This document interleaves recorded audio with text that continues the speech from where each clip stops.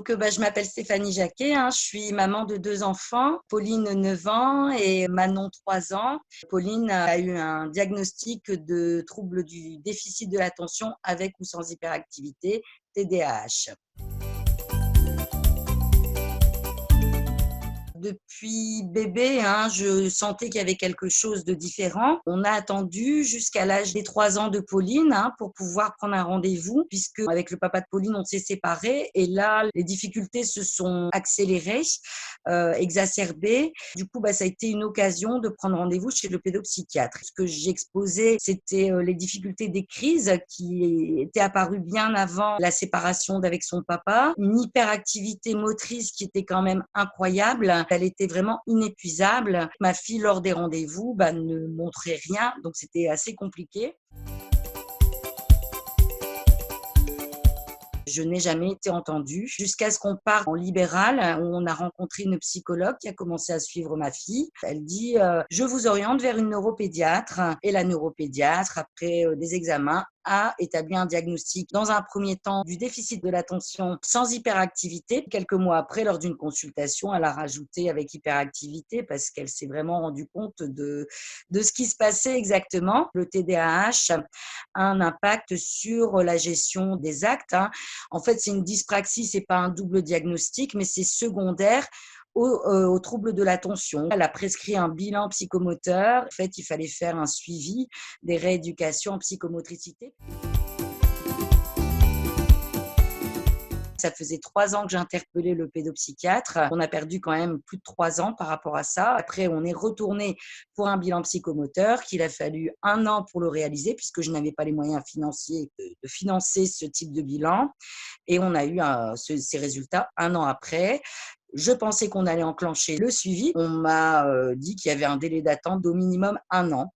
5 ans d'attente pour une prise en charge en psychomotricité, alors que moi j'alertais, mais le terme psychomotricité, je ne savais pas en quoi il consistait. J'étais novice en la matière, on va dire.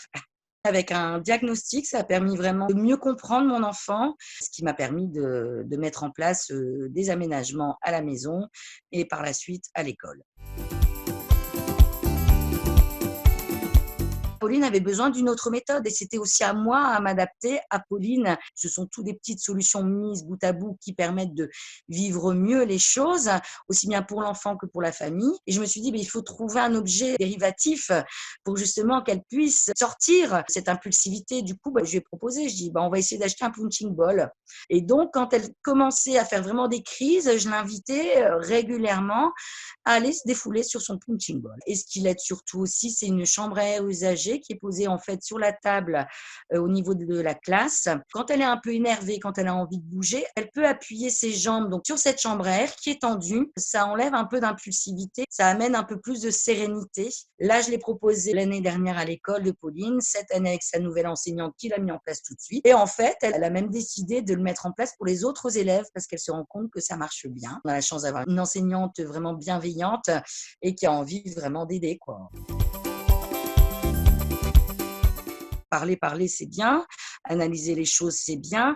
Mais au bout d'un moment, il faut enclencher d'autres choses. Beaucoup de familles exposer la possibilité d'écrire des courriers au ministère, de lancer des pétitions, etc.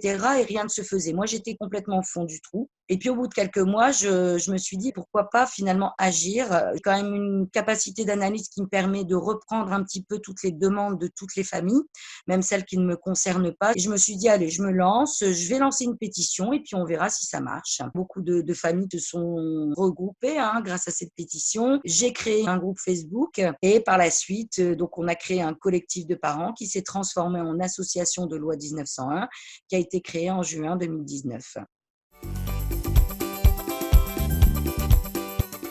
On a eu le soutien du chanteur Amir très vite puisqu'il était touché par le TDAH. Il y a eu aussi donc des articles dans la presse. On a fait une première opération dessin auprès d'Emmanuel Macron qu'on a intitulé Papa Noël Macron de manière humoristique pour sensibiliser les médias, les élus et le gouvernement et le président de la République. Nous avons été reçus à l'Élysée 3 mois après pour évoquer le sujet.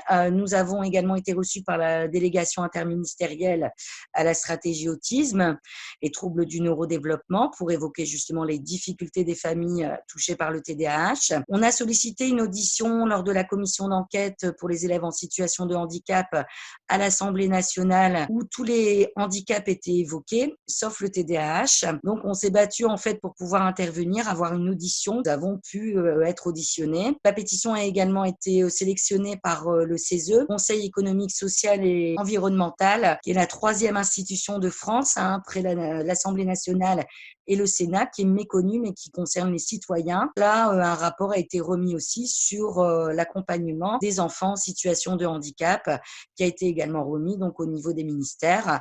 Nous avons relancé une opération dessin. Nous avons été à nouveau reçus à l'Élysée l'année dernière pour la remise des dessins. Nous avons également organisé, donc avec Madame Descamps, qui est députée du Nord, le premier colloque à l'Assemblée nationale sur le TDAH. Une journée de sensibilisation au TDAH permettrait de sensibiliser le grand public, comme pour les autres troubles ou les maladies. Ça n'existe pas encore pour le TDAH. Et en France, je pense qu'effectivement, on peut mettre en place des choses avec différents partenaires pour justement le faire connaître, le faire comprendre et que ce soit pris en compte par le grand public en général, qu'il y ait une prise en compte aussi par le gouvernement. Et c'est vrai qu'on aimerait beaucoup mettre ça en place pour 2021. On est en cours de réflexion sur le sujet. Mon espoir pour demain, c'est que la mobilisation des familles soit d'autant plus grande parce que je constate que les causes avancent grâce à la mobilisation des familles. Seules nous, familles, connaissons ce que nous vivons. On n'ose pas toujours s'exprimer, mais je pense que justement, il faut le faire. Il faut sensibiliser au TDAH, sensibiliser les enseignants, les élus, sensibiliser, argumenter. Ça nous permet de faire avancer les choses et chaque cause avance grâce à ça. On peut tout à fait réussir tous ensemble à faire avancer cette cause qui est juste.